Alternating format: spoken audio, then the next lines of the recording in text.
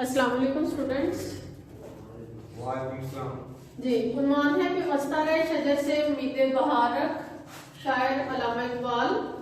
ان کا شعر آج ہم پڑھنے لگے ہیں. شاخ بریدہ سے سبق اندوز ہو کہ تو نہ آشنا ہے قاعدہ روزگار سے. اگر ان الفاظ کے ہم معنی سمجھیں تو بریدہ کا مطلب ہے پرانی شاخ، کٹی ہوئی شاخ جو درخت سے بالکل کٹ کے نیچے گر جائے، الگ ہو جائے. نہ آشنا نہ واقف. روزگار یعنی قدرت کا نظام، روزانہ کا، دن اور رات کا آنا جانا. روزگار یہ دوسرا جو جاب کے حوالے سے ہے، ہمیں وہ نہیں سمجھنا. یہاں روزگار دن اور رات کا آنا جانا ہے. قاعدہ قانون. تو شاخ بریدہ سے سبق اندوز ہو کے تو ہم پچھلے اشعار میں بھی پڑھ چکے ہیں کہ بار بار علامہ اقبال نے اس نظم میں کون سا فلسفہ دیا ہے؟ فلسفہ اجتماعیت. اجتماعیت سے مراد ہے کہ وہ بار بار کہہ رہے ہیں کہ اگر برصغیر کے مسائل، اگر امت مسلمہ کے مسائل ختم کرنے ہیں تو پھر آپ اکیلے نہ نکل پڑے، آپ اکیلے نہ رہیں. اکیلی شاخ کا بار بار وہ کہتے ہیں کہ اکیلے انسان کا، اکیلے فرد کا شاخ کی وہ مثال دیتے ہیں. اس طرح انہوں نے اس کا درخت کا، شجر کا، شاخ کا استعمال کیا ہے. سمجھاؤ ہم امت مسلمہ برصغیر کے نوجوانوں کو رہے ہیں تو کہہ رہے ہیں کہ اکیلے فرد کی کوئی حیثیت نہیں. فلسفہ اجتماعیت میں ہی قوت ہے، اسی میں طاقت ہے. امت مسلمہ کے لیے وہ پیغام دے رہے ہیں کہ قوت کا دار و مدار صرف اور صرف اسلام ہے.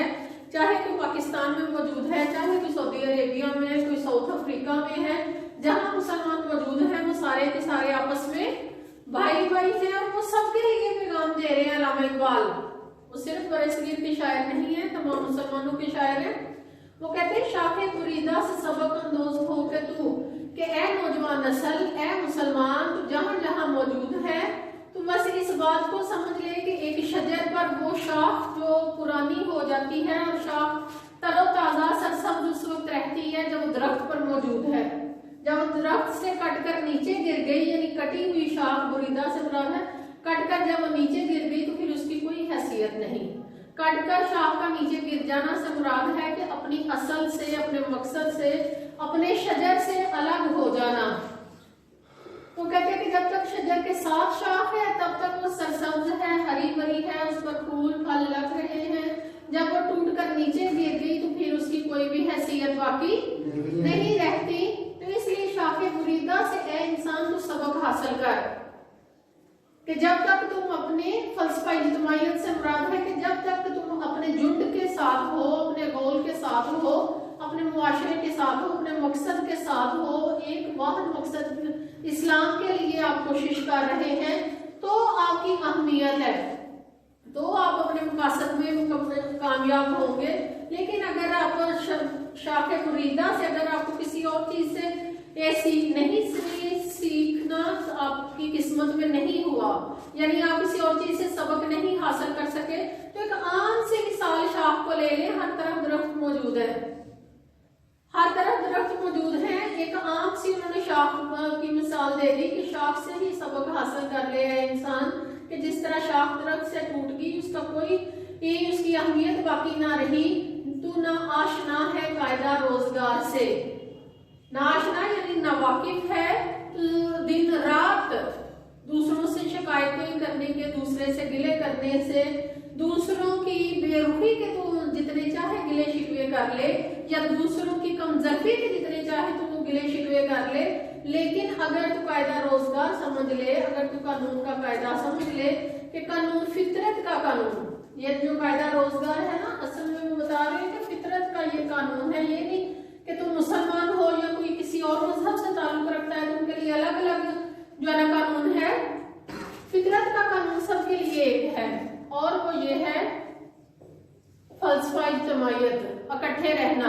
انسان کو اللہ تعالیٰ نے سکھایا ہی اکٹھے رہنا ہے، الگ رہنے میں اس کی حیثیت کوئی نہیں. اب چونکہ علامہ اقبال تو ڈیل کر رہے تھے ایک بہت بڑے مقصد کے لیے، برصغیر کے امت مسلمہ کے لیے، تمام امت مسلمہ کو جہاں جہاں وہ مسائل کا شکار ہے ان سب کو وہ ڈیل کر رہے ہیں. تو وہ کہتے ہیں نہ آشنا ہے تو قاعدہ روزگار سے، کہ زندگی کا فطرت کا قانون یہ ہے کہ اکیلے شخص کی کوئی حیثیت نہیں جب تک آپ جھنڈ میں ہیں، جب تک آپ اکٹھے ہیں، اکٹھے ہو کر، جیسے کہ کل میں نے مثال دی تھی کبوتر والی، کہ وہ پورے کا پورا گول جو ہے وہ جب آزاد نہیں ہو سکتا، شکاری نے اسے جو ہے نا وہ قید کر لیا ہوا ہے پورے گول کو، تو کیسے وہاں سے جان چھڑائیں گے؟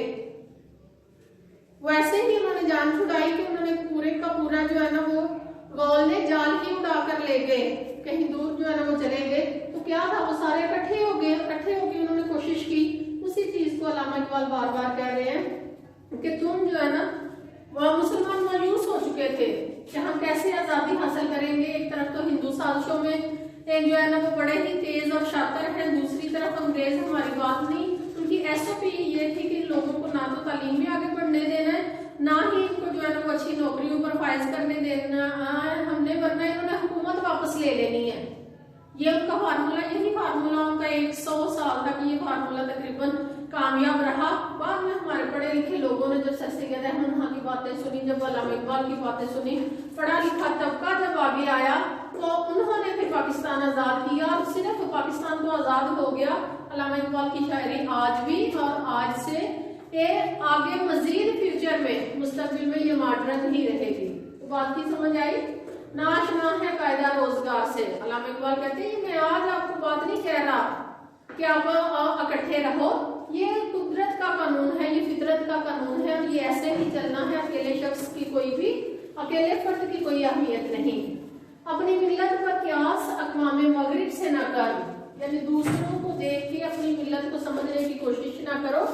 خاص ہے ترکیب میں قوم رسول ہاشمی، یعنی جو مسلمان قوم ہے، جو اسلام ہے، وہ اپنی ترکیب میں بہت خاص ہے۔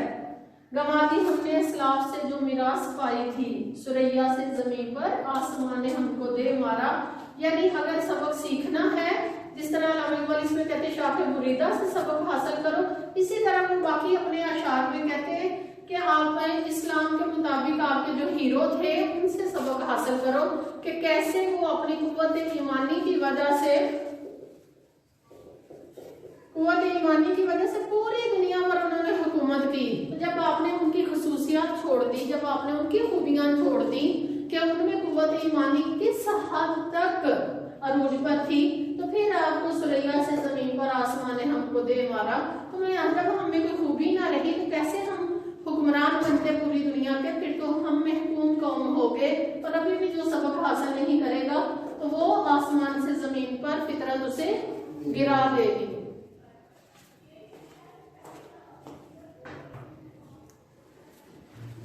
ملت کے ساتھ رابطہ استوارک، پیوستہ رہے شجر سے امید بہارک، کلاس 9 میں پیوستہ رہے شجر سے امید بہارک نظم کا یہ آخری شعر۔ ملت کا مطلب ہے قوم، رابطہ کا مطلب ہے تعلق، اور پیوستہ کا مطلب ہے جڑے رہنا۔ علامہ اقبال اس شعر میں جو ہے نا پوری نظم کا نچوڑ اس شعر میں بیان کرتے ہوئے کہتے ہیں کہ اے میری امت مسلمہ، اے میرے نوجوان نسل، ملت کے ساتھ رابطہ استوارک، یعنی آپ کی پوری قوم کا جو ایک واحد مقصد ہے اس کے ساتھ اپنا رابطہ جوڑے رکھو۔ یہ نہیں کہ گھر میں آپ وہ اس وقت کے مخاطب کر رہے ہیں نا جو غلامی کا دور تھا، لیکن یہ شعر ہر دور میں جو ہے نا وہ پاپولر رہا، معروف رہا، مقبول عام رہا۔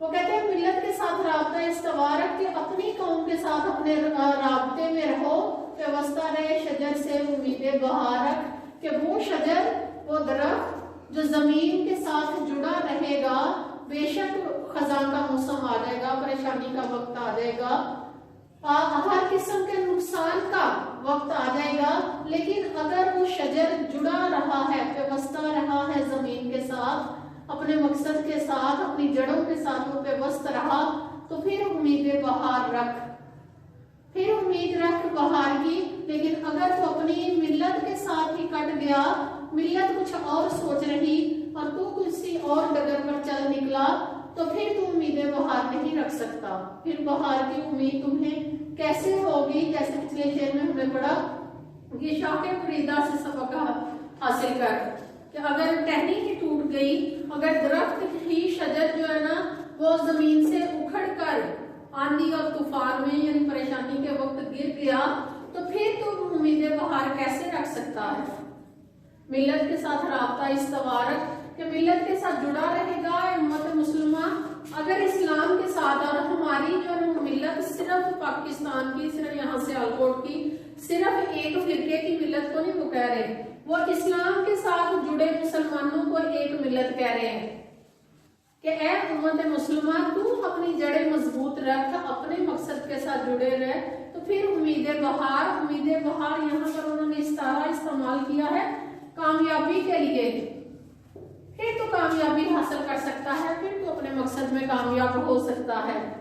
فرد قائم ربط ملت سے ہے تنہا کچھ نہیں، موج ہے دریا میں اور بیرون دریا کچھ نہیں۔ علامہ اقبال کی ساری شاعری جو ہے نا وہ موٹیویشنل شاعری ہے، ساری امت مسلمہ کو اس نقصان سے نکالنے کے لیے شاعری ہے جس میں انسان ڈوب کر ڈپریشن کا شکار ہو جاتا ہے، پریشان ہو جاتا ہے، اسی سے نکالنے کے لیے علامہ اقبال امید کی شاعری کرتے ہیں، انسان کو کامیابی کی طرف لے کے آنے کے لیے بار بار کہتے ہیں۔ اور سالوں سال لوگ علامہ اقبال کی شاعری پڑھتے ہیں اور اپنے طور پر اپنی سچویشن سے، اپنے معاشرے کے حساب سے، اپنی زندگی کے عروج و زوال کے حساب سے علامہ اقبال کی شاعری سے سبق حاصل کرتے ہیں اور اپنا مقصد پا لیتے ہیں۔ آپ کو کسی بات کی سمجھ نہ آئے تو ضرور پوچھیں۔ بہت شکریہ۔